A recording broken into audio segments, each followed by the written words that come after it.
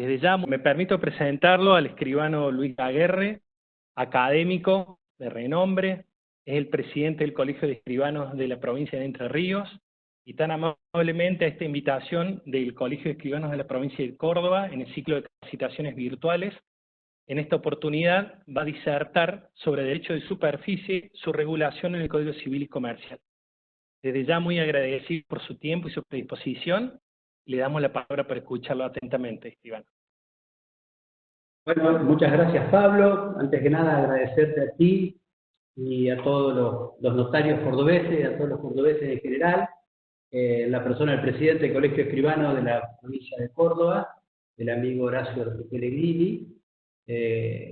Realmente un gusto para mí estar con todos ustedes y vamos a tratar de compartir algunas reflexiones acerca de este nuevo derecho real de superficie que realmente yo considero que es muy importante y que no ha prosperado más y no ha funcionado mejor porque lamentablemente tenemos que hacer un mea culpa los operadores jurídicos en general y los escribanos en particular, porque nosotros no lo damos a conocer como realmente se merece.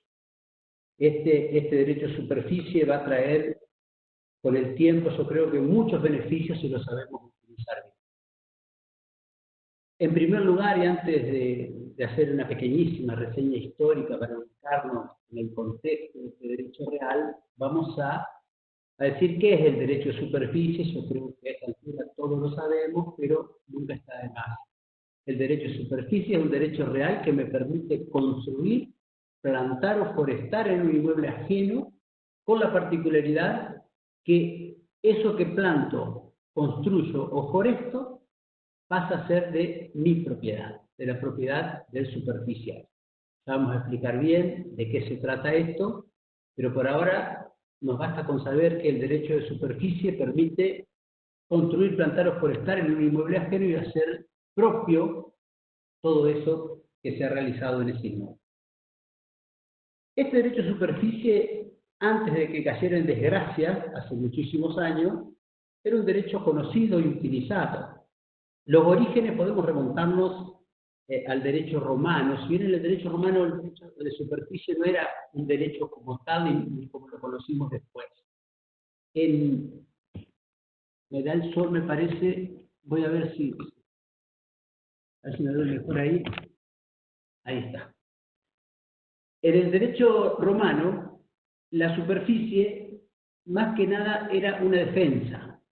Porque originariamente, si ustedes recuerdan, en el derecho romano, el principio, ellos fueron creadores del principio de la libertad, de la propiedad y que no tuviera cargas y demás, y crearon un principio básico que era el de superficie solo sedit, que era el principio que decía que todo lo que está construido, plantado sobre un inmueble, sobre un terreno, pertenece al dueño del terreno. O sea, ellos no concebían una desmembración o un desdoblamiento de la propiedad del suelo por un lado y de la propiedad de lo que estuviera clavado en forma permanente, construido al suelo, fuera de otro. Este principio que se lo denominó, se lo conoció, lo conocemos hasta ahora, ya vamos a explicar por qué, porque sigue plenamente vigente, es el principio de accesión. Luego, hace cientos de años antes de Cristo, con la destrucción de Roma por los galos, ahí empezaron a permitir que en terrenos públicos se construyera para poder justamente, valga la redundancia, reconstruir Roma.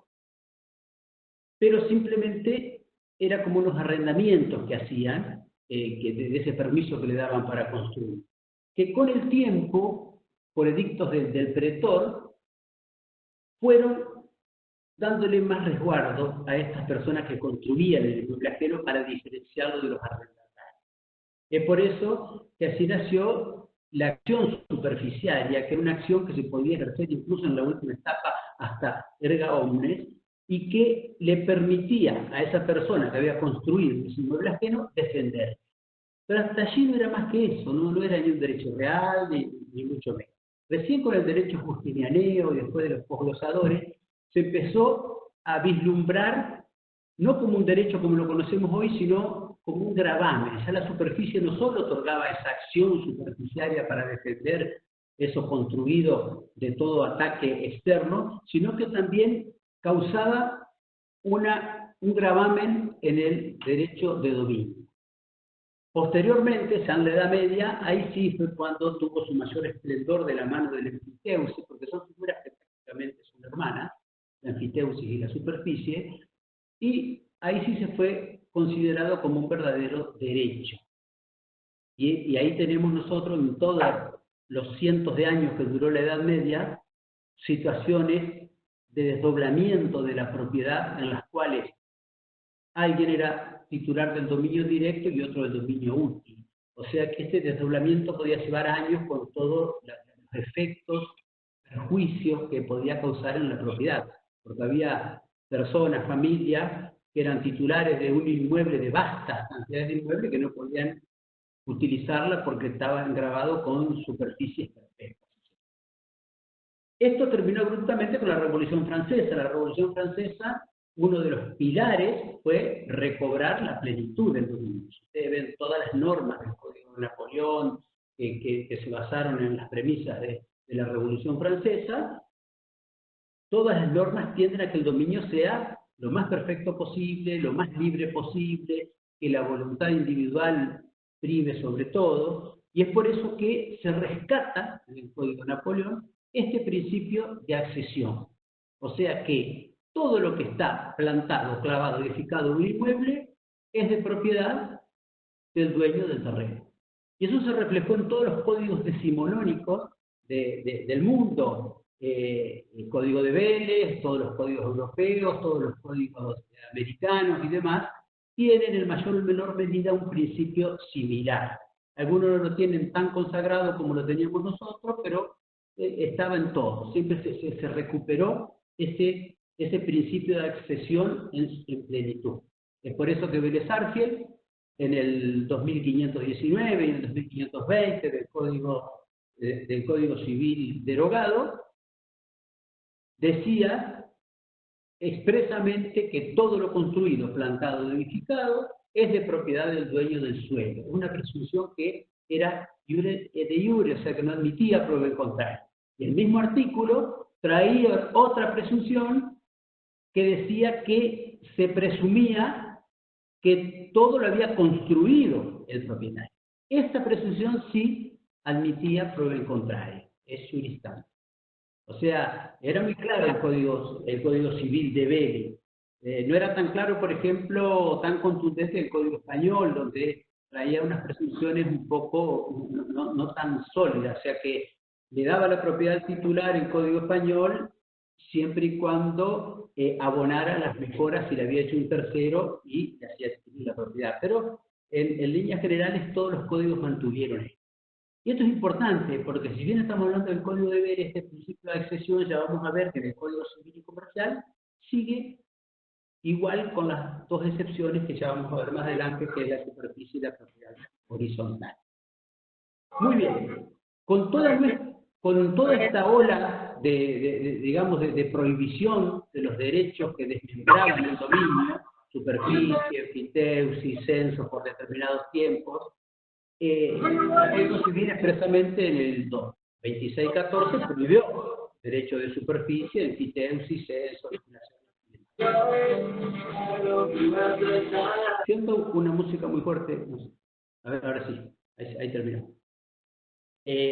Entonces, decía que el Código de Vélez plasmó este principio de accesión en toda su plenitud, llegando incluso a prohibir el derecho de superficie, como decía en el artículo 2614.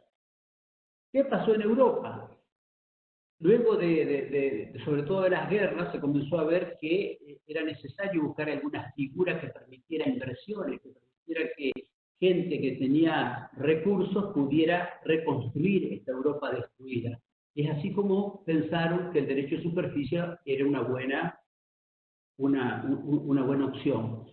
Entonces, sobre todo después de la Primera y la Segunda Guerra Mundial, empezaron ya todas las legislaciones europeas, no vamos a hacer un reconto de eso, ni mucho menos, pero empezaron a sacar normas que permitían la superficie.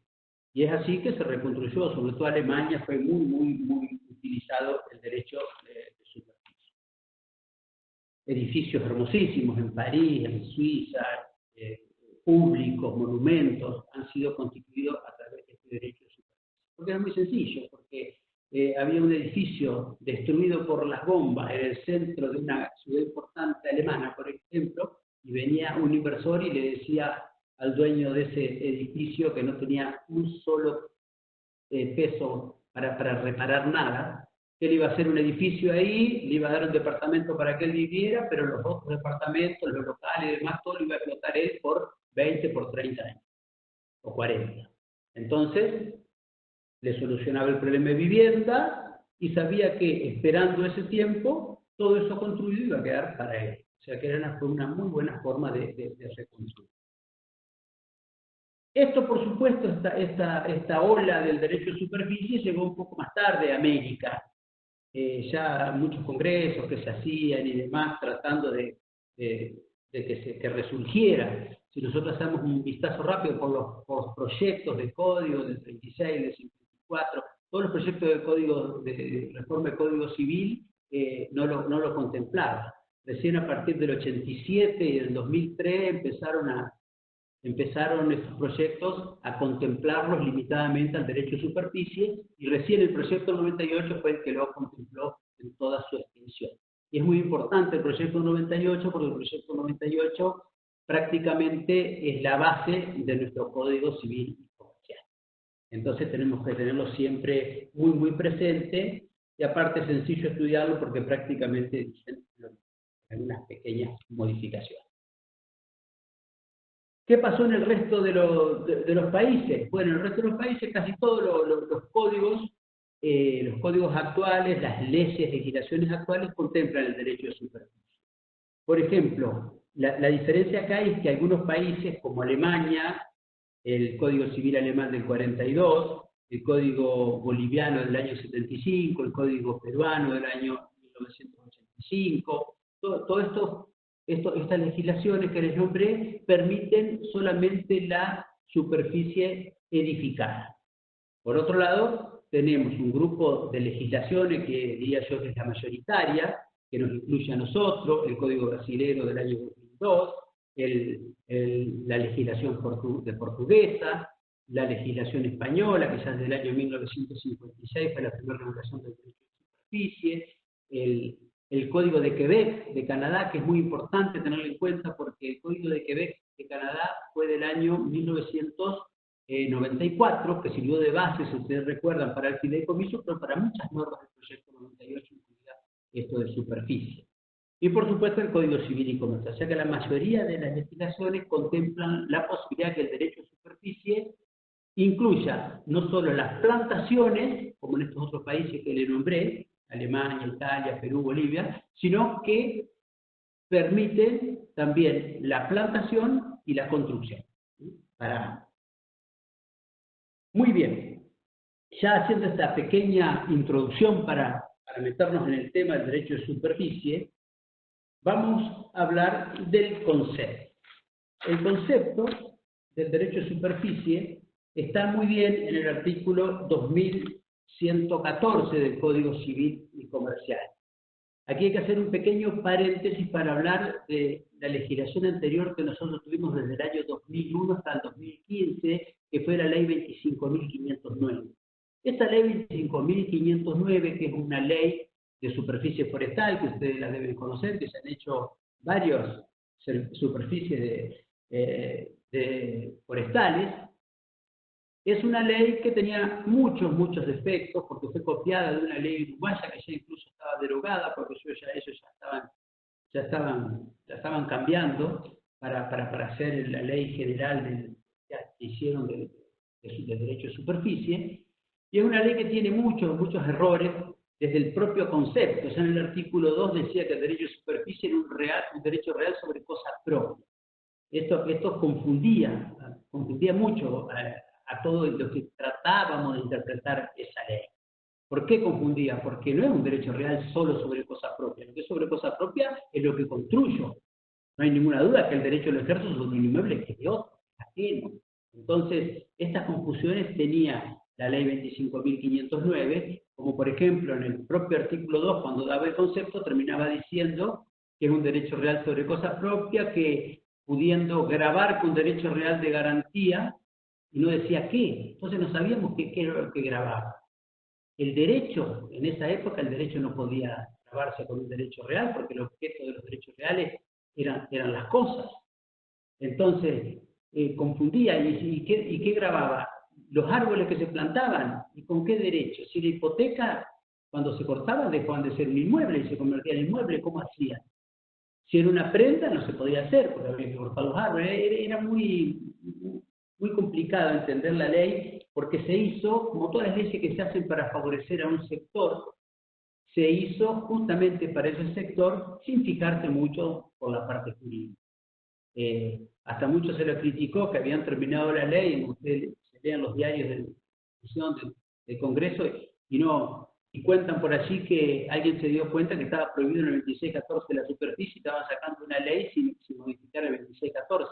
Y entonces modificaron el 2614, que dice que no tenía a mano ni un código civil, y simplemente le sacaron las dos palabras, donde dice que se prohibía el derecho de superficie, le sacaron la palabra superficie nomás y perdieron una excepcional oportunidad para arreglar ese viejo 2614, que es el tema de otra clase y demás, para hacer historia, que merecía ser arreglado y que era una oportunidad de mejorar. Lo cierto es que esta ley, que se las nombro, voy a hacer alguna referencia por allí, pero no merece mucho más, porque en el año 2015, cuando entró en vigencia el Código Civil y Comercial, la ley que sancionó el código la derogó. O sea que ya no tenemos más esa superficie forestal porque está incluida en el Código Civil y Comercial. Ahora, yendo al Código Civil y Comercial, el artículo 21.14 nos da el concepto y nos dice lo siguiente. El derecho de superficie es el derecho real temporario que se constituye sobre un inmueble ajeno, esta vez, solo constituye sobre un inmueble que es de otro, que otorga a su titular la facultad de uso, goce y disposición material y jurídica del derecho de plantar, forestar o construir, o sobre lo plantado, forestado o construido, en el terreno, el vuelo o el subsuelo según las modalidades de su ejercicio y plazo de duración establecidos en el título suficiente para su constitución. Muy bien, es un concepto largo, pero es un concepto que está bien, no tiene mayores errores. ¿Qué nos surge de este concepto? En primer lugar, que es un derecho real, ya no sobre cosa propia, como bien dice el código, que se ejerce sobre un inmueble ajeno. Entonces ahí nos surge los dos planos del derecho de superficie. Para poder interpretar el derecho de superficie, siempre tenemos que hacerlo de estos dos planos. Por un lado, el plano del derecho que lo ejerce sobre un inmueble que es ajeno, y por otro lado, el plano de la propiedad superficiaria que van a ser cuando yo construyo, planto o foresto. Entonces, ahí tenemos esa dualidad, esa doble raíz que tiene el derecho de superficie. No hay ninguna duda que es un derecho real sobre cosa ajena, y lo que es sobre cosa propia es la propiedad superficial. Y esto tiene mucha importancia, porque a partir de ahí vamos a ver todos los efectos que tiene cada una de estas situaciones. Así como cuando hablamos de condominio siempre tenemos que distinguir bien lo que es la parte indivisa de la cosa objeto del derecho, aquí tenemos que hablar siempre del inmueble sobre el cual se ejerce el derecho de superficie y hablar de la propiedad superficiaria, que es la que yo conozco. Muy bien. ¿Qué es entonces, hablando sencillamente para que los clientes, la gente común pueda entender el derecho? Es un derecho real y a su vez es una formidable herramienta de financiación, una herramienta de aprovechamiento entre el titular del inmueble y el inversor para hacer obras, construcciones, plantaciones y que salgan beneficiados. ¿Cómo sería un ejemplo de la práctica? ¿Y por qué no se ha hecho tan popular el derecho de superficie? Ahí repito lo que dije al inicio, porque no lo conocemos, porque no lo damos a entender bien. Yo creo que ahí somos responsables nosotros. Entonces, muchas veces hay personas que están dispuestas, y ustedes ni se hacen una idea la cantidad de personas que están dispuestas a invertir en un inmueble o construir un inmueble que es ajeno. Obviamente es un inversor, obviamente él va a sacar su cuenta y va a ganar el doble o el triple de lo que invirtió, pero no le saca ese dinero al dueño del inmueble. Entonces, es una inversión y como inversor gana, pero al final el dueño del inmueble queda muy bien, digamos, parado, hablando con un término de la calle. El ejemplo que yo le doy siempre a los chicos en las clases es el caso de una persona que hereda un terreno en el centro de una ciudad, un terreno muy bien ubicado, que era de los abuelos, que era de los padres, y los padres le quisieron dejar ese terreno, esa casa vieja que se está cayendo en el centro de la ciudad, se lo quieren dejar para sus hijos y para que vivan allí o hagan con esa inversión lo que quieran. Y yo he visto muchas veces que esas personas están manteniendo ese inmueble que muchas veces no se puede ni habitar porque está destruido, muchas veces es un terreno baldío, y que tiene un gran valor, pero no lo quieren vender porque quieren dejarlo para el día de mañana para que quede para sus hijos. Entonces, por ejemplo, esa es una de las miles de situaciones que hay y que nosotros tenemos, que se nos pueden ocurrir. Entonces, perfectamente podría un inversor en ese terreno que está ubicado en el centro hacer locales importantes, hacer un edificio, hacer 3, 4, 5 locales y que él los explote, que tenga el derecho a superficie por 10 años, 15 años. ¿Qué ventajas tiene el dueño del inmueble? Que durante esos 10, 15 años, primero, no va a pagar impuestos. Segundo, la propiedad nunca deja de ser de él. Tercero, cuando termine el plazo del derecho a superficie, se le va a poder dar a sus hijos 2 o 3 o 5 locales en las condiciones que le haya pactado contractualmente. Acá también juega muy bien nuestro asesoramiento como escribanos para que cuando se constituye un derecho real de superficie, el inversor tenga que dar todas las garantías necesarias para que cuando concluya la propiedad quede en las condiciones que se haya pactado. Entonces, esto es muy importante. ¿Por qué? Porque si no pactamos nada de esto, al final podemos tener alguna sorpresa cuando se extinga el derecho superficie. Este es un simple ejemplo. Se puede hacer cocheras, se pueden hacer edificios, se puede hacer lo que a nosotros se nos ocurra. El derecho real de superficie no tiene limitaciones. Y tiene la gran particularidad que al ser un derecho real, tiene la seguridad para el inversor que por el plazo que se ha pactado, él puede construir, utilizar, sin depender de nadie, ¿no? Él, al tener un derecho real de superficie, está seguro que nadie lo va a molestar. Entonces, eso es un gran aliciente. Y tiene la gran ventaja con el usufructo, la gran ventaja con el usufructo, que no se extingue por la muerte del inversor. O sea, en el usufructo se muere el usufructuario y se extingue. O sea, el usufructo, ¿por qué sirve? Nada más que para lo que sirve, para lo que hacemos a diario los escribanos, para transferir la nuda propiedad de los hijos y reservarse el usufructo a los padres. Porque con el fallecimiento del titular se extingue siempre, salvo esa pequeña excepción del derecho a crecer, pero el usufructo se extingue. Entonces no sirve como herramienta para ningún tipo de inversión. Pero la superficie no. La superficie no solo que se puede transmitir por actos entre vivos, no se extingue por causa de muerte, se transmite mortis causa a su heredero, del superficiario, y tiene todas esas ventajas, digamos. Entonces, desde ese punto de vista es una figura muy interesante. También yo siempre les doy el ejemplo a los chicos en Santa Fe, en el puerto de Santa Fe, que es de propiedad del Estado, todos los terrenos que dan a las dársenas, que están bien en el centro de Santa Fe, se ha permitido que particulares construyan edificios, que un grupo empresario construya edificios. No es derecho a superficie porque es derecho público, porque eso es la dirección de puertos, entonces hay un contrato de concesión. Funciona parecido a la superficie, pero es mucho más endeble porque es una concesión administrativa. O sea, el Estado le da la concesión administrativa a esta empresa y esta empresa construye el edificio y en la concesión madre tienen autorizado ceder partes de esas concesiones a los particulares.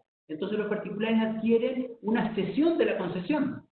O sea, y en la práctica utilizan un departamento. Pero ustedes fíjense, prácticamente no tienen ningún tipo de simplemente es una cesión de una concesión administrativa. Y yo les puedo asegurar que se han hecho, ya van por 6 edificios enormes de categoría que valen mucho, mucho dinero, y por ese uso por 30 años, que el único respaldo que tienen es una cesión de la concesión que tiene la empresa, prácticamente se han vendido todos y siguen construyendo. Esto es un simple ejemplo para que ustedes vean cómo las personas, por vivir en algún lugar, en este ejemplo muy, muy privilegiado, al lado del río y al lado del centro, no le importa que su derecho se vaya a extinguir a los 30 años y tengan que entregar. Por eso que pagaron prácticamente lo mismo, más de lo que valía un departamento en propiedad plena. Ese es el ejemplo que le quiero dar. Si bien no es el mismo derecho que se utiliza, pero la lógica es muy similar. Me dio mucho gusto en un pueblo pequeño de la provincia, que yo di una charla de superficie y me habla un escribano y me dice: escribano, hice un derecho de superficie con el carnicero. ¿Cómo fue eso? Y sí, el carnicero tenía la carnicería que le alquilaba a un señor en una esquina en la ciudad, y dijo: bueno, ¿qué les parece si hacemos una superficie? Dijo la escribana. Entonces el carnicero hizo la carnicería nueva, un local hermoso, le paga un canon, menos que el alquiler, porque hizo todo el local nuevo, hermoso, lo dejó, y hicieron una superficie por 10 años. O sea que el carnicero se aseguró que por 10 años él va a utilizar ese local que él hizo, que es hermoso, y el dueño se asegura cobrar un pequeño canon mensual, más bajo que un alquiler, pero cuando termine el plazo le va a quedar todo ese local hermoso para él. Fíjense cómo desde lo más chiquito hasta lo más grande se puede utilizar el derecho real de superficie. Basta usar la imaginación. Y yo no comparto, por ejemplo, hay algunos autores como Albadalejo, por ejemplo, este famoso tratadista español, que él dice que la superficie en realidad no ha cuajado mucho porque se puede llegar al mismo fin con otras herramientas. Hay muchas herramientas con las cuales se puede llegar al mismo fin. Sí, eso es verdad. Por ejemplo, yo lo que puedo hacer con la superficie también lo puedo hacer con un fideicomiso. Pero el fideicomiso a mí ya me obliga a que yo le transmita la propiedad al fiduciario, para que el fiduciario haga lo que pactemos y después la retransmita como fideicomisario al que era el antiguo propietario fiduciante. O sea, intervienen varias personas, los costos son mucho más grandes. El derecho de superficie es un derecho real que se constituye, y las partes que van a estar involucradas es el titular del inmueble, que nunca deja de ser titular, y el superficiario. Es mucho más simple, mucho más barato, más económico, paga menos impuestos. Realmente es una figura que hay que tener en cuenta. Bueno, vamos a seguir con el análisis del Código Civil y Comercial para ver cómo funciona. El artículo 2115, yo cuando doy superficie siempre me gusta, porque es tan cortito, leer los artículos y explicarlo, y ahí vemos que se entiende mucho mejor. O sea que vamos a funcionar como un pequeño Código Civil Comercial.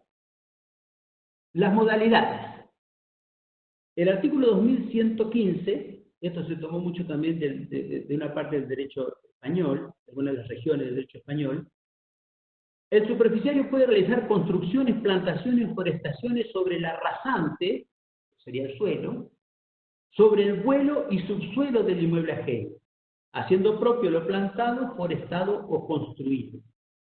Y agrega: también puede constituirse el derecho sobre plantaciones, forestaciones o construcciones ya existentes, atribuyendo a su propietario, al superficiario, su propiedad. En ambas modalidades, el derecho superficiario coexiste con la propiedad separada del titular del suelo. O sea, que el derecho real de superficie, nuestro Código Civil y Comercial, nuestro derecho ha adoptado las modalidades más amplias, no solo para lo que se puede hacer, construir, forestar o plantar. Ahí tiene una pequeña diferencia con el proyecto 98. El proyecto 98 decía forestar o construir. Y cuando salió la ley de superficie forestal, que era para forestación o silvicultura, se planteó el tema si solamente era para plantar especies arbóreas para la industria maderera.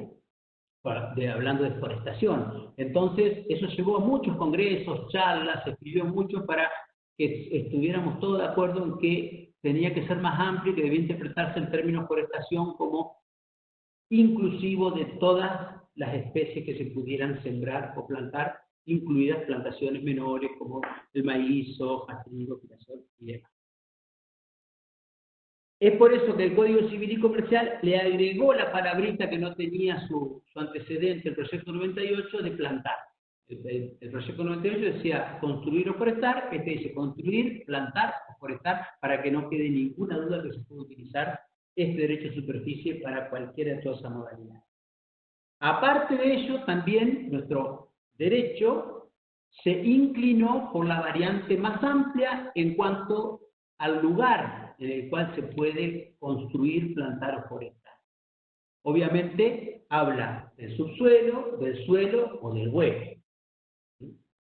Además está decir que las plantaciones solamente se van a hacer en el suelo, por lo general, y se refiere a las construcciones. Yo puedo construir en el subsuelo o puedo hacer una superficie por el vuelo o a partir de determinada altura. Por ejemplo, si yo tengo un terreno y yo digo, bueno, yo quiero hacer un local para mí, que quito el otro, y viene un empresario y me dice, bueno, no, vamos a hacer una cosa. Antes de hacer el local, a mí me interesaría hacer una gran cochera abajo. Yo quiero hacerme el local, soy el dueño del terreno, hago lo que quiero, perfecto. Pero yo le propongo hacer un derecho de superficie, yo hago todas las cocheras abajo, le dejo incluso la losa al ras del piso para que usted construya, o hasta le hago las vigas, o hasta le construye su lugar. Entonces, y usted me da por 20 años la explotación de esas cocheras que están en el pleno centro, y es un muy buen negocio, y para mí va a ser rentable. Y después de ese plazo, usted se queda, recupera la propiedad plena, y esas cocheras que van a estar en el subsuelo de su local, pasan a ser de su propiedad. Ahí tienen un ejemplo de derecho de superficie en el subsuelo. Después puede ser en el vuelo. Por ejemplo, el caso del mismo local. Yo quiero hacer un local, bueno, está bien, pero a partir de los 4 metros, yo hago una losa, y de los 4 metros hasta los 20 metros, yo puedo construir, y usted me da un derecho real de superficie. Perfectamente posible. Todas estas variantes son totalmente posibles y se pueden hacer sin ningún tipo de inconveniente. Basta nomás agudizar un poquito el ingenio y ver todas las oportunidades que hay en los distintos lugares. Ustedes se imaginan, mientras más grandes son las ciudades, más son las oportunidades de acuerdo al lugar en el cual se encuentran.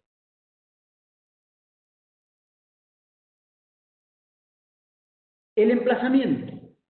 Artículo 2116. El derecho real de superficie puede constituirse sobre todo el inmueble sobre una parte determinada. Aquí no tenemos problema. Como escribano no vamos a tener problema de constituirlo sobre una parte material porque no hay división del inmueble. Y esto, yo doy muchas charlas a los agrimensores de todo el país y por eso han visto una posibilidad de no evadir, sino de tratar de solucionar los problemas que traen la imposibilidad de dividir los inmuebles cuando hay distintas personas. Por ejemplo, constituyendo derechos reales de superficie a distintas personas que tiene un plazo que va de 50 a 70 años. Pero la parte rural puede ser 50 años. Por ejemplo, no es tema de ahora, pero les digo para que ustedes vean todo lo que puede llegar a disparar el derecho de superficie. Por ejemplo, si hay un inmueble de 200 hectáreas y no me permite dividir entre dos campos de 100 para los hijos y demás, yo perfectamente podría transmitirle a los nietos la propiedad del condominio y los nietos de ese condominio le constituyen a favor del padre y del tío un derecho de superficie sobre 100 hectáreas a cada uno por el plazo de 50 años. Entonces ahí, fíjense que ese campo que no se puede dividir porque no me lo permite dividir la autoridad local porque no da las medidas mínimas, y que si lo tengo en condominio va a ser fuente de conflicto porque no puedo pactarlo por más de 10 años, porque permite el Código Civil y Comercial. De esta forma yo ya le transmito a los nietos la propiedad y los padres, o sea, el padre y el tío, digamos, van a tener el derecho de superficie en 100 hectáreas cada uno, con una división del inmueble, no hay que hacer plano de mensura, ni mucho menos. Bastará en estos casos, que va a depender de cada técnico registral, de los registros inmobiliarios y demás, qué requisitos tienen, algún plano, o algún plano para describirlo en la escritura pública y demás. Pero ejemplos como este se pueden encontrar muchísimo para aplicar el derecho de superficie en distintas situaciones. Y algo que me faltó decir cuando hice la evolución del código, y se los digo, ahora ya algo dije, pero se los digo ahora si ya nos queda, es el artículo 1945 del Código Civil y Comercial, cuando habla de la extensión del dominio, hablando del dominio del código ahí es donde se recepta la última parte del principio de accesión. O sea, ese principio de accesión, que todo lo construido sigue a la propiedad del suelo, está en el Código Civil y Comercial con la misma fuerza que estaba en el Código de Ventas. Lo que pasa que el Código Civil y Comercial, en el propio artículo, hace las dos excepciones de superficie y propiedad horizontal. Fíjense, todas las construcciones, siembras y plantaciones, dice la segunda parte del artículo 1945, existentes en un inmueble, pertenecen a su dueño, excepto lo dispuesto de los derechos de propiedad horizontal y superficie. O sea que cuando hay un derecho de propiedad horizontal o de superficie, este principio no se aplica. Para algunos doctrinarios se suspende, para otros se invierte, pero lo cierto es que ahí no juega este principio de accesión cuando hay un derecho de superficie. O sea que esa sería la razón legal que le da pie a que la superficie pueda constituirse como un derecho válidamente legal. Muy bien. Estamos en el emplazamiento. Dijimos que puede ser total o parcial. No hay ningún inconveniente que si yo tengo un campo de 500 hectáreas, de en superficie 300 hectáreas para que lo explote el superficiario con todo lo que yo pacte en encontrar. No tengo que hacer ninguna división, ningún plano, ni mucho menos, pero puede ser total o puede ser parcial. O sobre una parte determinada con proyección en el espacio aéreo o en el subsuelo, lo que explicamos recién con las cocheras. Sobre construcciones existentes y aún dentro del régimen de propiedad horizontal. O sea que si hay algunas construcciones, si yo constituyo el derecho de superficie, obviamente esas construcciones que están en el inmueble van a formar parte del derecho de superficie. Normalmente cuando se hacen es para mejorarlas, para cambiarlas, para derribarle, hacer un edificio nuevo y demás. O sea, hay plantaciones recién hechas, también se pueden incluir allí. Y esto que dice al final, aún dentro del régimen de propiedad horizontal. ¿Qué quiere decir eso? Acá por ahí no tenemos que buscar tan difícil el tema como hacer una superficie dentro de la unidad funcional, como lo plantean algunos. Vamos a lo más simple. Lo más simple sería que en un régimen de propiedad horizontal, el consorcio, representado por todos los integrantes, digamos, de los titulares de las unidades funcionales, ahora con el Código Civil y Comercial, que tiene personalidad jurídica y demás, se va a necesitar unanimidad, porque nos cambia las medidas, las construcciones y demás. En algunos casos puede ser urbano, puede ser en un conjunto inmobiliario. En un conjunto inmobiliario también se aplica el régimen de propiedad horizontal especial. Perfectamente le puede dar a una empresa que construya un centro, si es urbano, de la terraza puede hacer un gimnasio en una parte del edificio, puede hacer un piletas de natación, puede hacer obras, o si es un conjunto inmobiliario puede hacer un salón de fiesta. Normalmente los conjuntos inmobiliarios están ubicados en lugares muy bonitos, con mucho paisaje, mucho verde, muchos árboles, y en un lugar determinado se puede hacer un buen salón de fiesta que está en la parte común. Entonces, esto lo tiene que decidir por unanimidad el consorcio y se puede hacer perfectamente. Y después, cuando se extinga el derecho, ese salón de fiesta va a quedar como un patrimonio o como un bien común, como lo hayan pactado en el contrato. O sea que a eso se refiere esta parte del artículo 21 y 16 cuando dice eso. La extensión del inmueble afectado puede ser mayor que la necesaria para la plantación, forestación o construcción, pero debe ser útil para el aprovechamiento. Con eso no merece mucha explicación. En cuanto a los plazos, acá hay variantes en las legislaciones del mundo, pero lo cierto es que todos le ponen plazo. Lo más largo llegan hasta los 99 años, como el Código como la legislación española, y hay algunos supuestos en el derecho portugués que pueden ser, a perpetuidad, que es uno de los únicos casos que yo conozco, pero si no, todos los derechos le ponen un plazo, que van desde de los 50 a los 70 años y algunos van hasta los 90 años. El Código Civil y Comercial optó por dar dos plazos. Uno para las construcciones, 70 años, porque se supone que son más duraderas, por ahí si son muy importantes pueden tener más tiempo de amortización y demás, y otro para las plantaciones y forestaciones, 50 años. Ese es el plazo máximo.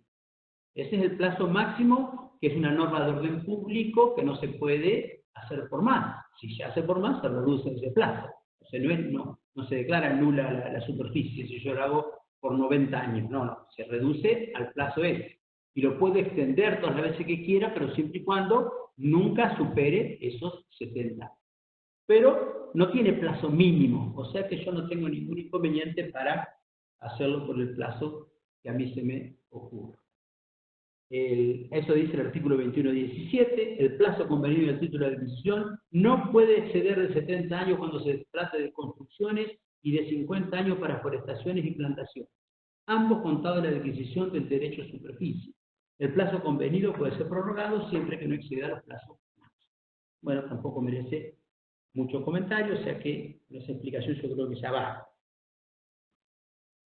Y ahora vamos a decir quién puede constituir el derecho real de superficie. El derecho de superficie lo puede constituir, dice el artículo 2118. Los titulares de derechos reales de dominio, condominio y propiedad horizontal. Obviamente, cuando es titular de dominio, basta con la voluntad del titular. Cuando es condominio, se requiere la unanimidad, o sea que no van las mayorías ni simples, ni acabadas, nada, la unanimidad. Y propiedad horizontal, lo que explica recién. En esos casos se puede constituir el derecho. Obviamente, la ley 25.509 tenía el artículo 5 que hablaba de la constitución del derecho, que decía que se constituía por contrato oneroso gratuito, la forma de escritura pública debe hacerse por tradición. Eso no está acá en el Código Civil y Comercial. ¿Por qué? Porque se supone que eso entra dentro de la parte general de los derechos reales. Al ser un derecho real, ya está en la parte general, a partir del artículo 1892, que se constituye con título suficiente y modo suficiente y se inscribe en el registro a los efectos de la publicidad y oponibilidad. Como el objeto es un inmueble, siempre va a requerir escritura pública, artículo 1017. Entonces, dice el artículo 2119, el derecho de superficie se constituye por contrato oneroso gratuito. Oneroso gratuito. O sea que la fuente de constitución de la superficie solamente es el contrato oneroso y gratuito y la usucapión corta, que ya vamos a ver por qué. Entonces, repito, contrato oneroso gratuito, obviamente no dice más nada del código acá porque hay que remitirnos todo a la forma que da el 1017 y a la teoría del título del modo 1891 del Código Civil y Comercial. Eso ya lo sabemos de sobra. Y esa inscripción que se hace en el registro de la propiedad inmueble va a ser a los efectos de la publicidad y oponibilidad. Tampoco dice lo que decía la ley 25.509, eso sí estuvo interesante que lo dijera la ley 25.509, porque no sabían los registradores cómo debían ingresar o registrar ese derecho de superficie. La ley 25.509 mandaba al registrador a crear un folio correlacionado.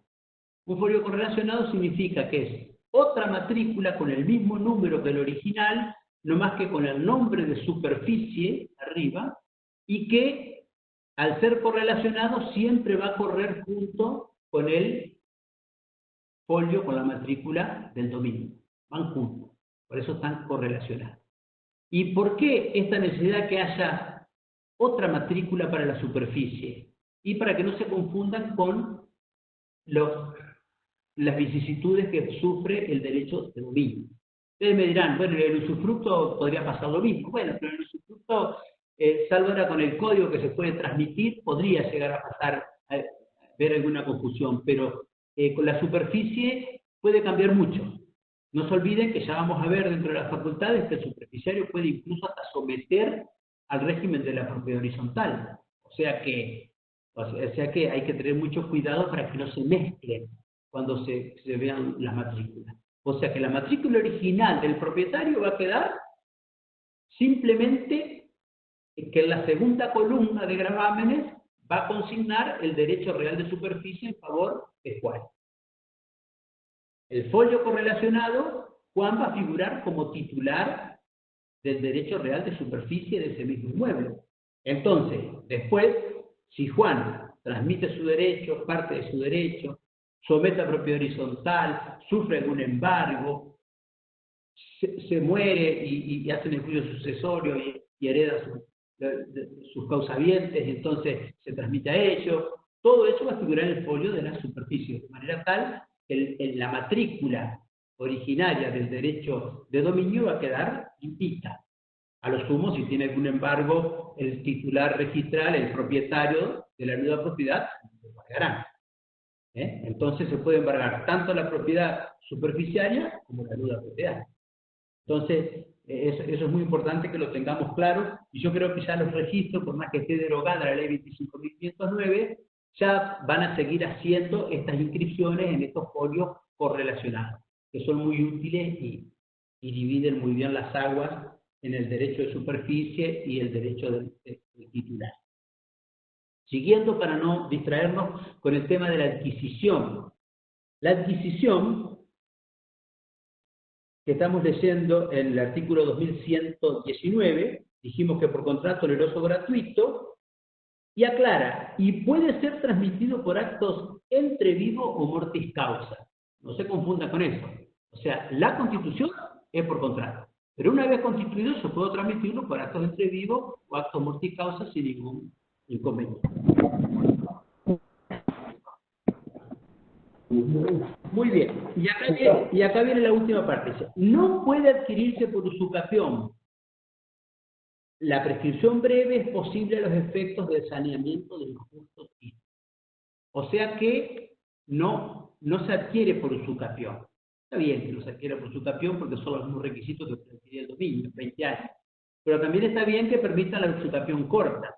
Porque si yo tengo un justo título en el cual me ha constituido un derecho de superficie una persona que no era el dueño, porque engañó al escribano, usó un documento falso y era el hermano, el propietario, y yo me hace tradición del inmueble, y yo hace 12 años que estoy en posesión del inmueble, hice construcciones y demás, y viene el verdadero dueño y dice, momento, que ese inmueble era mío, yo tengo la usucapión corta. Esa sí me la permite para sanear el título. Entonces, eso es muy importante. O sea, esto del justo título que está en el 1902, que está tan bien tratado ahora, y también creo yo que pone un poco fin a la discusión que teníamos respecto a si el adquirente por un justo título, acuérdense, el justo título aquel que tiene todas las condiciones de fondo, de forma, pero le falta algún requisito de fondo. O sea, tiene casi todas las condiciones de fondo y todas las de forma, pero le falta algún requisito de fondo como es la capacidad de la escritura, o no es dueño. Entonces, la discusión estaba dada en este sentido. Muchos, Trijarian, por ejemplo, decía, no es necesario que haga un juicio, porque el que es propietario con un justo título, o en este caso es titular de derecho de superficie por un justo título, es propietario frente a todos, menos frente al verdadero dueño. Entonces, la usucapión solamente se puede, cuando es corta, puede ir por vía de excepción. Yo creo que no. Yo creo que si una persona se da cuenta que es propietario con un justo título, que no es perfecto, porque justamente el que le vendió no era dueño, no tenía capacidad, tiene todo el derecho del mundo, si hace más de 10 años que está poseyendo y tenía buena fe, de ir al juez y decirle al señor juez, yo quiero que mi título se convierta en perfecto. Estar esperando a que me demanden para ponerlo como excepción. Eso creo yo, y ahora todas las normas creo que me dan la razón en ese sentido. Muy bien. Vamos ahora a las facultades del superficiario y del nudo propietario. Con respecto al nudo propietario, acá hubo un cambio pequeño con respecto a la superficie forestal. No entendíamos por qué el artículo 4 de la ley 25.509 nos decía que el propietario podía enajenar el inmueble, pero no podía grabarlo con ningún derecho de garantía ni de nada. No entendíamos por qué era eso de la ley. Acá no, acá no está esa limitación, y hoy el propietario del inmueble, obviamente, hablando de la naturaleza jurídica de su derecho, se convierte en titular de dominio imperfecto por desmembración, es un dominio desmembrado. Pero por lo tanto, al igual que el nudo propietario cuando hay un usufructo, puede hipotecar su nuda propiedad, algo que no se podía antes, puede vender, la pueden embargar. Lo único que no puede hacer es actos materiales que impidan, obstaculicen o molesten el ejercicio de la superficie. Después el resto puede hacer todo lo demás. Con respecto al superficiario, él tiene todas las facultades de usar, gozar y disponer jurídica y materialmente de la cosa. O sea, él es el derecho real que se ejerce sobre un inmueble ajeno y sobre las propiedades fiduciarias, que es una cosa propia, es el que más derechos trae. O sea que es un derecho real que está por encima del resto de los derechos reales de disfrute, del usufructo, del uso, la habitación, de la servidumbre. Es más, él puede constituir servidumbre, puede dar el usufructo a su derecho, él puede hacer muchas cosas porque el derecho de él es superior al resto, una jerarquía que comprende más facultades, de eso se trata. Y acá fíjense que es algo interesante, para que lo entendamos bien y no tengamos dudas cuando nos toque actuar, cuando nos va a tocar actuar en estos temas y tenemos que tenerla clara. El titular del derecho a superficie, es el artículo 2120, está facultado para constituir derechos reales de garantía, ojo, sobre el derecho de construir, plantar o forestal o sobre la propiedad fiduciaria. Acá fue más allá del proyecto 98. El proyecto 98 decía que el titular del derecho de superficie puede hipotecar su derecho a superficie. Acá yo creo que es mucho más una de las diferencias que tiene con el proyecto 98, diferencia muy bien los dos planos que yo les hablaba al principio. Entonces, el superficiario puede hipotecar o gravar con derechos reales de garantía el derecho o la propiedad superficiaria. Yo puedo hipotecar la propiedad superficiaria, pero el derecho lo sigo teniendo yo.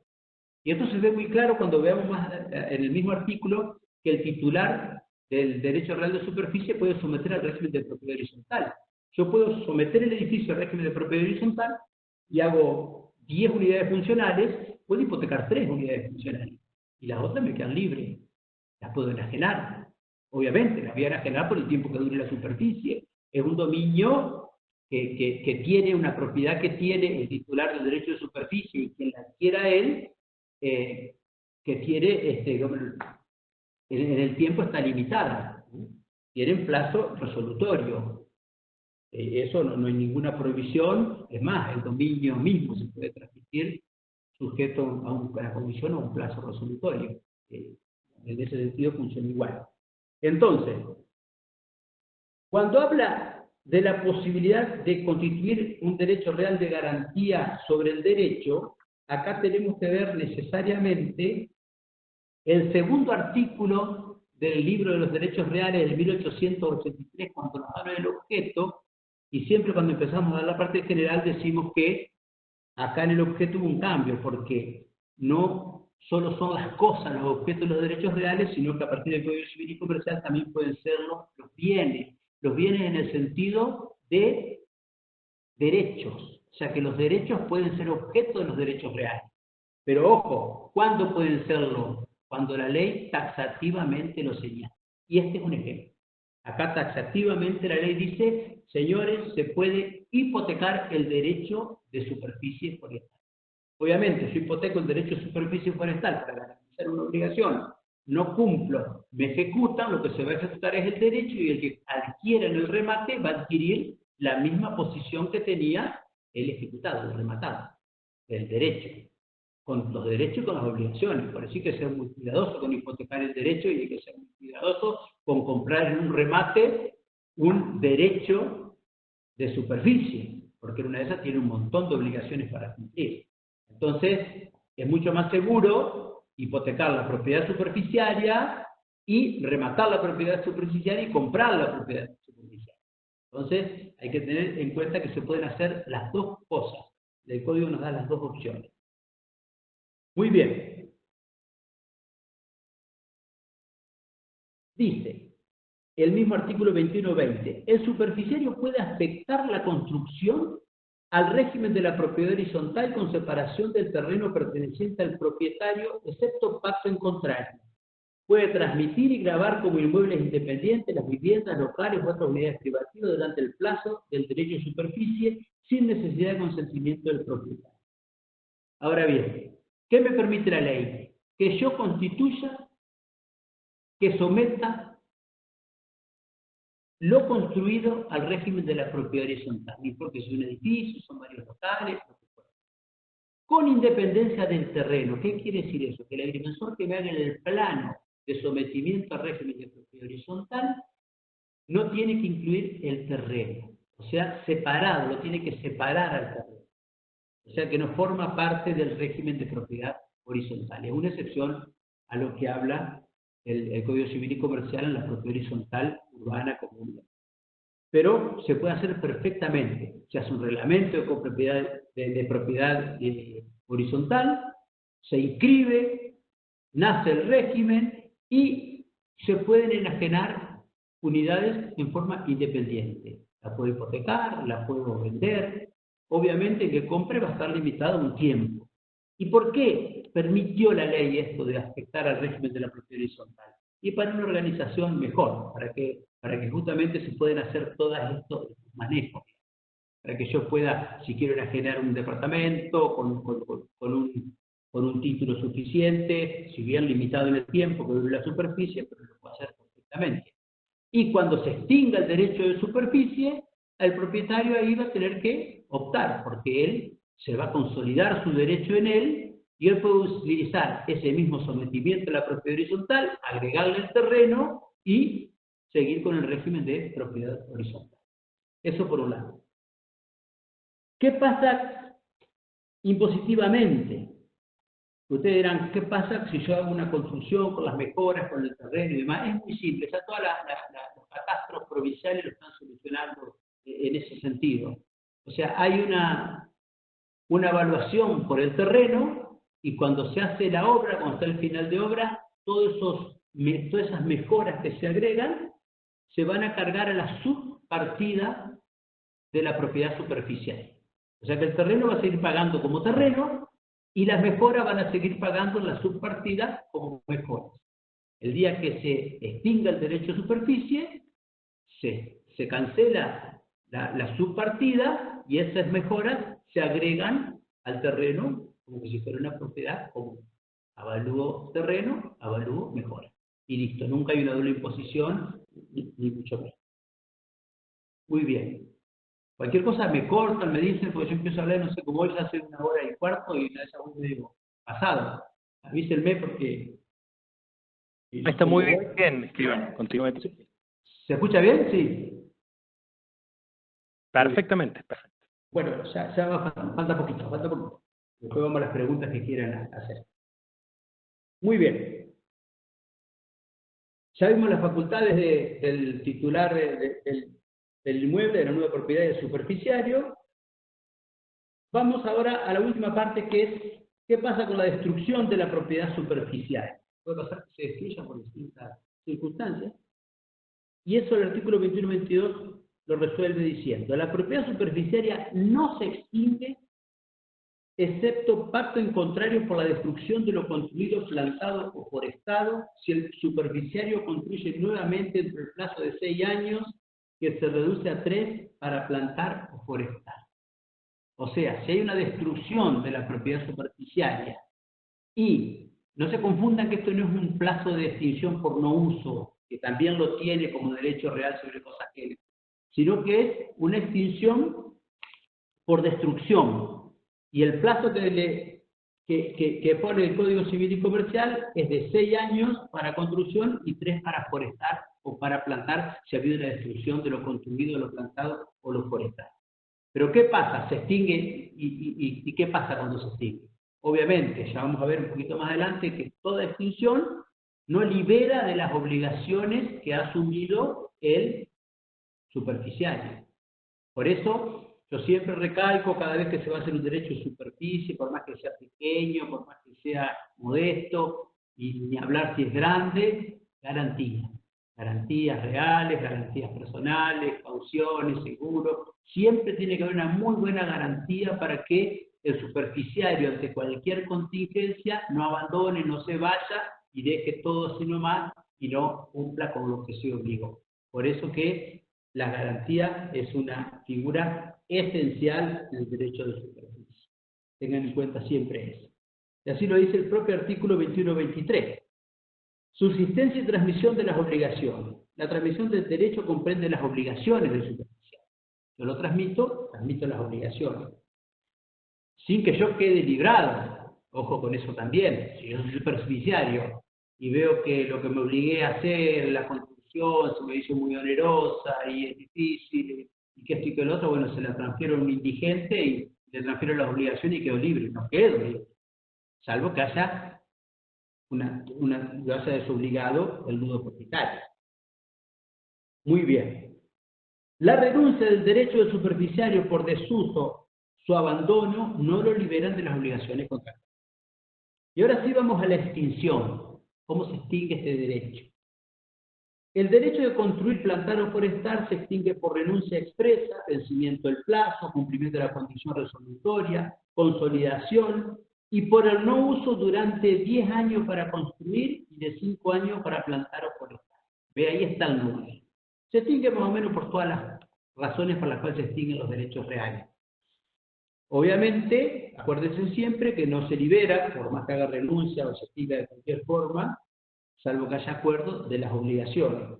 Y el no uso, este sí lo puede pedir el nudo propietario, si durante 10 años no ha construido lo que se obligó, o 5 años no ha forestado o plantado lo que se obligó, puede, obviamente, en forma judicial, plantear el no uso, y tampoco el no uso libera de las obligaciones al superficiario. Y aquí hay un artículo, dos artículos en realidad, que hablan de la indemnización y la extinción y de los efectos del derecho de superficie. Al momento, dice el 21-25, de la extinción del derecho de superficie por el cumplimiento del plazo convencional o legal, el propietario del suelo hace suyo lo construido, plantado o forestado, libre de derechos reales o personales impuestos por el superficiario. Primer efecto.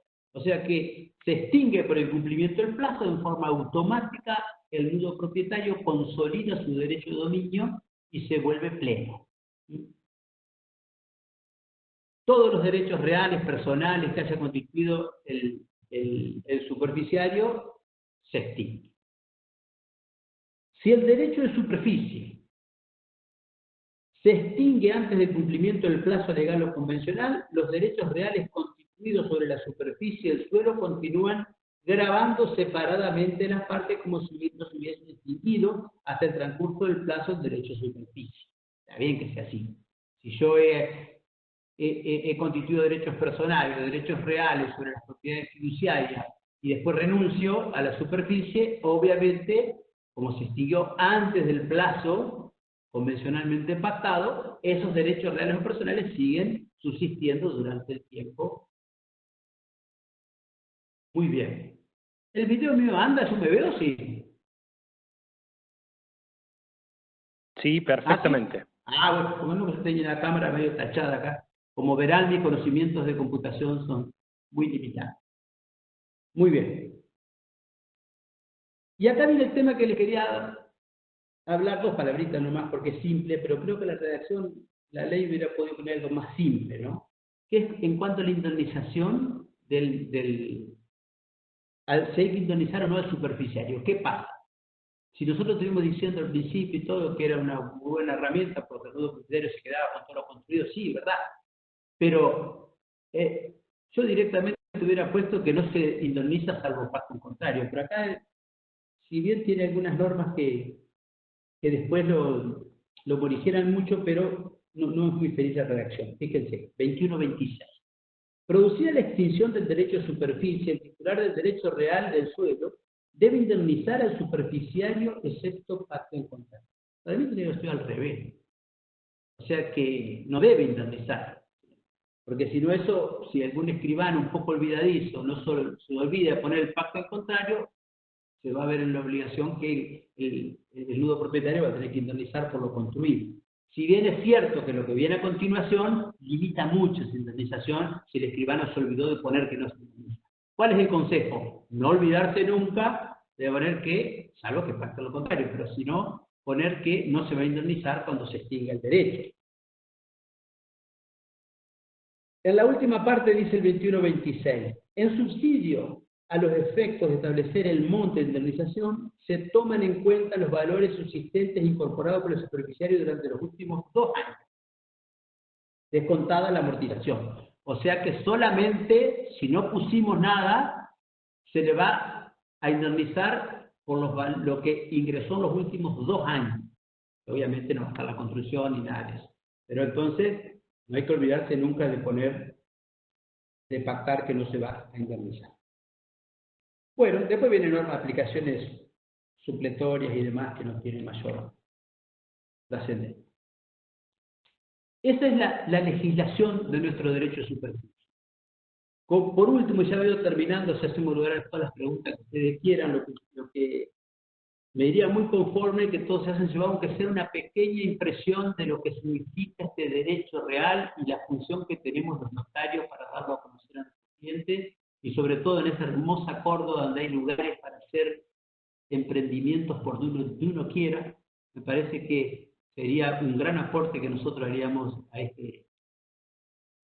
Yo quedo a disposición, no sé si quiere que les amplíe a alguien, que les hable lo que ustedes quieran, me preguntan. Ahí por ahí pero se borran enseguida. Acá me dijo que, a ver, acá estoy viendo, no sé, moderador, cómo son el tema de las preguntas, si quiere hacer algo. Sí, si quiere cuando culmine y voy haciendo todas las preguntas, estoy dando las preguntas de los colegas. Bueno, sí, pues ya llevamos 9:30, si no se nos ve muy tarde. Así que ya estoy dispuesto para las preguntas que quieran. Bueno. Vamos a seguir viendo las que tengamos, ya sea a través de la plataforma o del chat. No. A ver, yo acá tengo también. A ver, acá tengo una. ¿Se puede constituir derecho de superficie sobre la parte indivisa de una fracción de tierra que se posee en condominio a favor de uno de los condóminos? Bueno, en principio, no se podría constituir. Algunos por ahí dicen que si están todos de acuerdo, pero por la parte indivisa no. Una situación sería constituir que tampoco está resuelto eso en la servidumbre, porque no se olvide que es un derecho real que empieza haciendo sobre cosas ajenas. Si uno es condómino, ya es dueño. Entonces se mezclaría ahí y estaría la imposibilidad. El único caso, por ejemplo, la servidumbre, que es un derecho sobre cosa ajena, el único supuesto en que se permite que un condómino tenga una servidumbre es cuando la servidumbre estaba desde antes, Vélez lo traía eso, y adquiere después la parte indivisa. Pero sobre la parte indivisa no se puede constituir derecho de superficie. Sí se podrá dar en usufructo, digamos, pero no. La parte indivisa, pero no superficie, porque la superficie presume entregarle el uso material para que construya en una parte determinada o plana. Y eso sería algo que no está permitido en el condominio. Muy bien, muy claro, escribano. ¿Le puedo trasladar otra pregunta? Sí. La escribana María Andrea Lenta consulta si está adaptado catastro, en cuyo caso sí en Entre Ríos, seguramente también en Córdoba, para poder aplicar este derecho y en cuanto a planos a realizar. Bueno, en los catastros cada uno tiene realidades distintas. En algunos lugares, por ejemplo, en Entre Ríos, en Corrientes, se empezaron a dar un poquito más porque ya tenían la dinámica con la superficie forestal desde el año 2001, donde más o menos ya saben cómo funcionaba bien. En los lugares donde no se hicieron forestaciones, no se aplicó la superficie forestal, están un poquito más lentos. Pero yo he estado en varios congresos de catastro incluso y de los agricultores y sobre todo de gente de catastro que va y ya lo tienen todo muy claro ellos, ya cómo hacerlo y demás. Ya, no sé cómo estará la situación de catastro de Córdoba, pero yo creo que ya hay, en Entre Ríos hay resoluciones y en Santa Fe y en muchos lados que ya saben cómo hacer este desdoblamiento para hacer los planos que hay que hacer, aunque normalmente los planos que hay que hacer no son muchos en el sentido que la propiedad sigue estando siempre, sigue siendo la misma, por más que sea parcial la superficie. O sea, yo no hago ningún cambio de titularidad, de registrar, que tenga que hacer los planos ni nada. A lo sumo, algunas provincias piden un certificado catastral para inscribir el derecho. Pero están bastante adelantadas sí, las provincias con esto. O sea, todas las conocen bien, los catastros provinciales. Muy bien, escribano. Tengo Y la los consulta del agricultores, no escribano sé. Agustín Achával. Ujú. Perdón, tengo la Disculpe. consulta del escribano Agustín Achával respecto al tema de cómo es tomado por los bancos, en general en la Argentina. Se refiere concretamente a la posibilidad de que fuera posible hipotecar la superficie. Sí, yo, por ejemplo, con la superficie forestal, yo he visto que se hipotecan a grandes operaciones, ya más forestaciones grandes y demás, los árboles.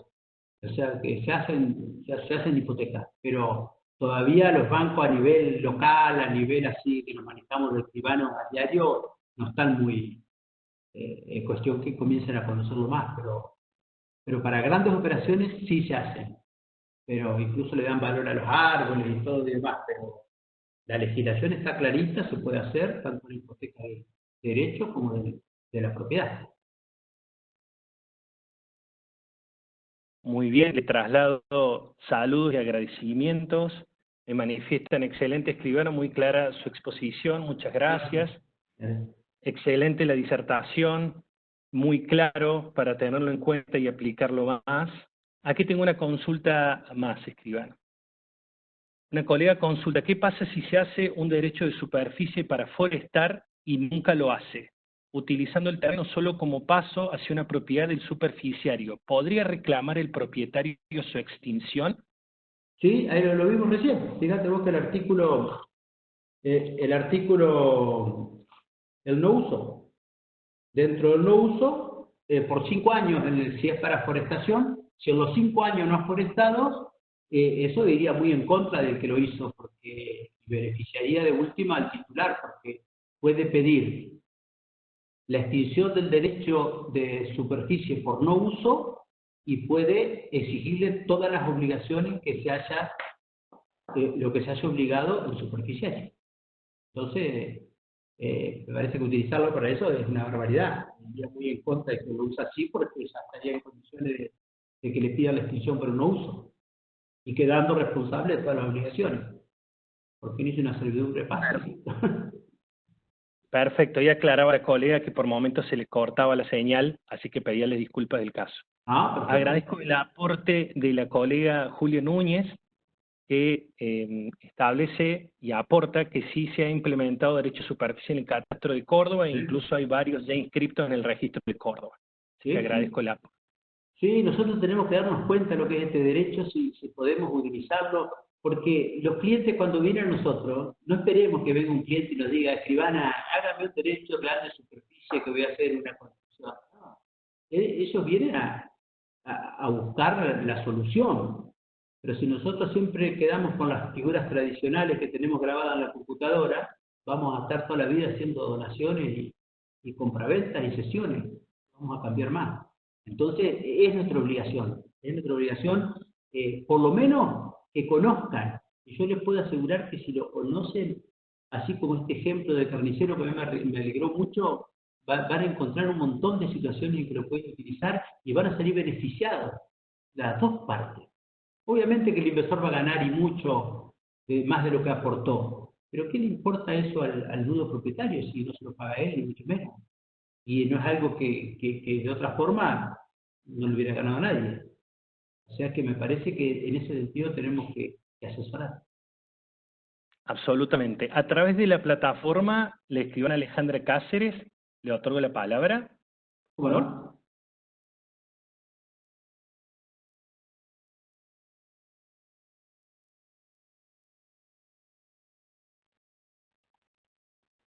Escritura para... Escribana, nuevamente, por favor. Escribano. Así tiene. Hola.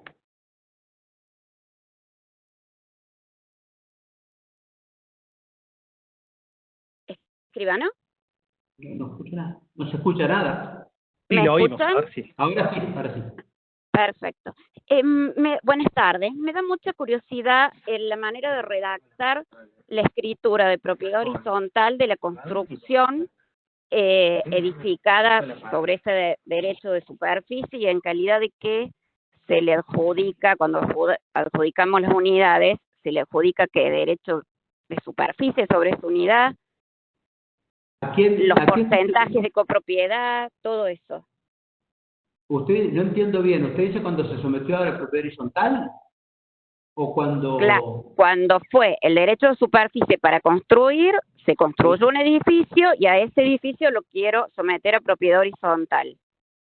Igual que una propiedad horizontal común, se hace el reglamento, el agrimensor le va a hacer el plano, lo único que va a diferir de un sometimiento común es que no va a colocar el terreno, va a colocar nada más que el edificio.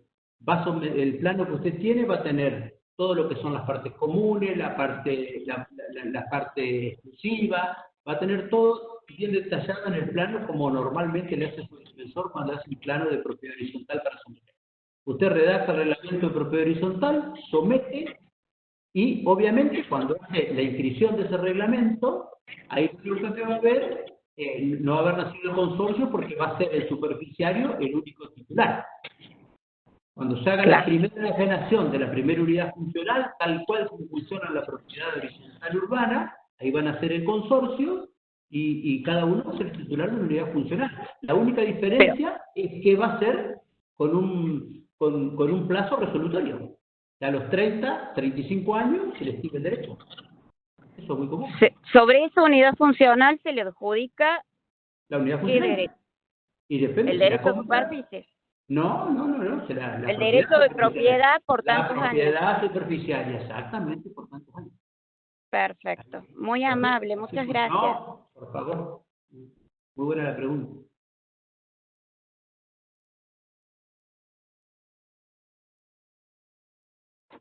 Aguardo unos instantes más por más preguntas. Sí, no tengo ningún inconveniente.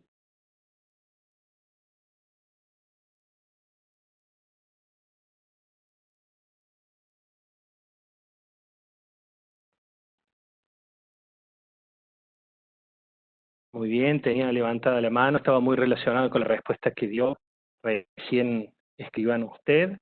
Así que a ver si por el chat o por la plataforma, si tienen alguna consulta más, todos están agradeciendo la claridad de la exposición, considerando muy oportuna la misma. Muchas gracias.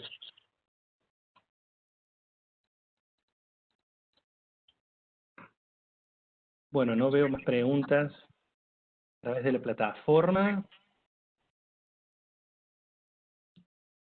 No veo preguntas a través del chat. Otra pregunta a veces la escribana Núñez le dice si es posible si piden plano especial para la inscripción de la superficie en el registro. En principio no tendrían por qué pedir salvo un certificado catastral. O salvo que sea, depende del lugar que sea. Si para constituir un usufructo no piden plano ni nada, para acá tampoco tendrían que pedir. Porque el terreno no se toca, sigue exactamente igual. Y si es lo que sí es una parte parcial. Ahí ya va a depender de cada legislación local.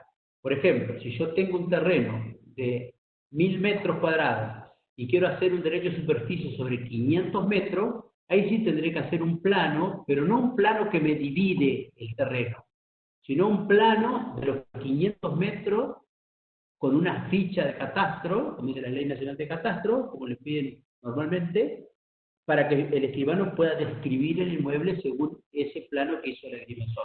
Pero no, en catastro no lo dividen, ni la inscripción tampoco divide el inmueble, ni mucho menos. Es simplemente para que en el registro y en la escritura quede perfectamente deslindado la parte del inmueble que es objeto de la superficie.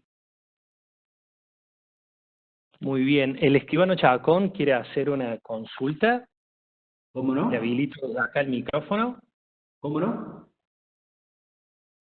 Adelante. Escribano.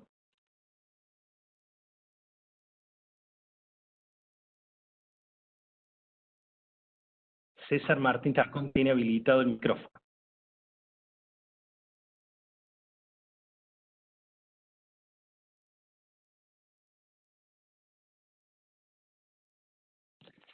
Si por alguna razón lo puede hacer, tiene habilitado el micrófono. ¿Quiere tomarse unos instantes para escribirlo por el chat y yo le leo la pregunta? Desde acá lo tiene habilitado, quizás es un problema local.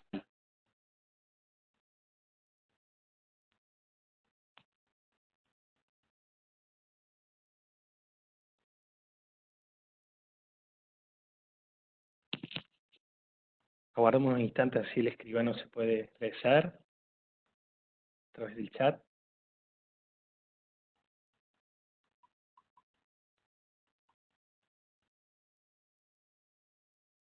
No tengo audio, José.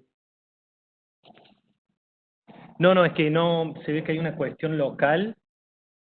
Me dice el escribano no tiene audio, y yo lo tengo aquí habilitado el micrófono. Ya me va a escribir. Ahí está escribiendo. Sí, que es una consulta de casuística. A ver. Desde acá el escribano tiene habilitado el micrófono. Fíjese si un intento más, si no lo quiere hacer vía chat, ningún problema.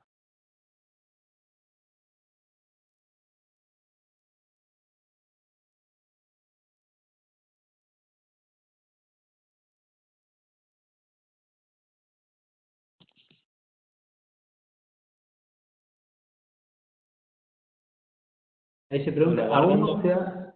sí, esa le iba a formular. El escribano Marín Navarro consulta, pregunta, ¿aún no se ha dictado ley especial que regule la superficie? ¿Leyes especiales a las que remite el artículo 21.14? Y sí, en realidad hay leyes, sobre todo provinciales, locales, en este aspecto. Hay muchas provincias que han dictado algunas leyes especiales, y la ley nacional 25.080, que es la ley como era esa fiscal para deforestación, esa sigue vigente. O sea que, aparte de todas las leyes que reglamentan la superficie forestal, hay algunas leyes especiales para determinadas situaciones. A su vez, siempre el superficiario puede, debe cumplir con toda la construcción si es urbana, con todo lo que establezcan los códigos locales, los códigos de edificación y demás. O sea que tiene un montón de supuestos como que si fuera el propietario.